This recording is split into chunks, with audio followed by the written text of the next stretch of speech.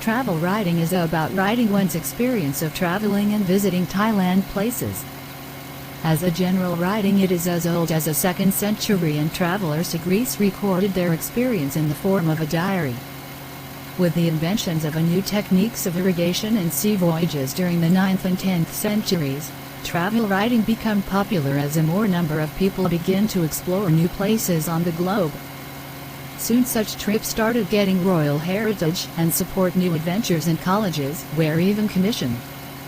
Does travel writing seem to be just descriptions of a new place born out of curiosity and gained political overtones?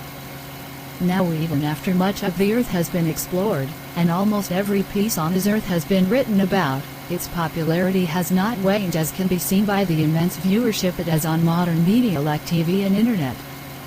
Travel writing has come under serious scholarly study in the past 50 years, and has become a part of cultural studies program in many universities.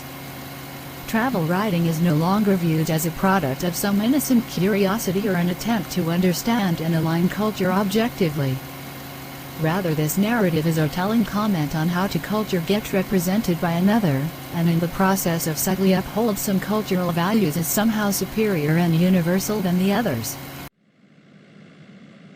Japanese manners. A quarter of an hour in Japan will convince you that you are among exquisitely well-in people. People who live on a hopelessly overcrowded land have to respect one another privacy, or rather, would have to if they had any privacy. But they don't. Show courtesy as a double function. It is courtesy and it is substitute privacy. Take, for example, the little red telephones in the streets, shops, halls of hotels. The instrument is situated on a table or on a counter. They have no space to spare for boths. You conduct your most confidential business transactions, your intimate love quarrels in public at perfect privacy. Anybody, any passenger by, could listen in, but nobody does. A man's telephone receiver is his castle. You will of course, immediately notices their mania for bowing. Everybody keeps bowing to everybody else, with ceremonious solemnity of courtier, yet with a great deal of natural and inimitable grace. Bowing is neither less nor more silly than shaking hands or kissing the cheek, but it is quainter, more oriental. It is also infectious. After a few hours you start bowing yourself. But you too deeply are not deeply enough. You bow to the wrong man at the wrong time. You do not clasp your hand in front of you, which is bad. Or you do, which is worse. You will discover that the Japanese have a complicated hierarchy in bowing. Who bows as to whom, how deeply and for how long. One of the Americans stated an early traffic law which laid down that if two cars meet at the intersections, neither was to move before the other had gone. Similarly, if two Japanese bow, neither is to strengthen up before the other stands in front of him.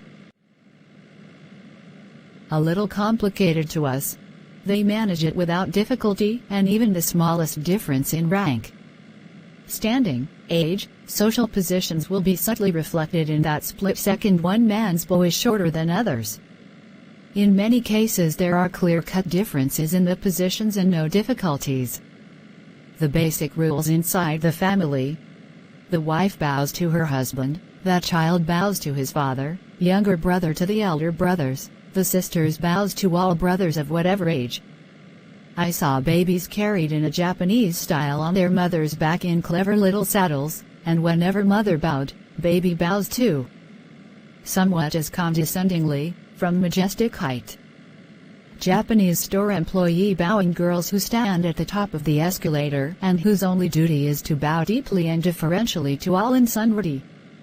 On the famous and fast Tokaido line between Tokyo and Osaka, two conductors enter the carriage in a slightly theatrical skni. They march to the middle of the coach, how ceremoniously in both directions, and then start checking the tickets. In one of the parts of Nara I met a deer. I bought a pack of food for him. He came up to me, looked into my eyes and bowed deeply. It was no chance gesture. It was a proper and courteous bow. Perhaps deer are more imitative than I knew. It happens if they see people going all the time, they get into the habit to. Perhaps it is something genetic and is in the blood of Japanese deer. I do not know. But I do know that the deer bowed to me, then jumped at me, snatched the little food bag from my hand. In this, too, the rest was a true Japanese. Oh, you can often see people wearing to each other with ceremonious serenity at bus stops. As soon as a bus arrives, the bowing gentlemen are transformed into savages. They push each other aside, trade on each other's toes, and show me their third elbow into each other's stomachs. Eating soup is more dangerous than almost anything else. When eating soup you must make a fearful noise. It is a sign of appreciation. If you don't, your hostess will think, "What an all-manner lout." But if you do, they will think, "No reasonably well brought up European makes such disgusting noises when eating soup. He must be in film and lout." Continued in next part.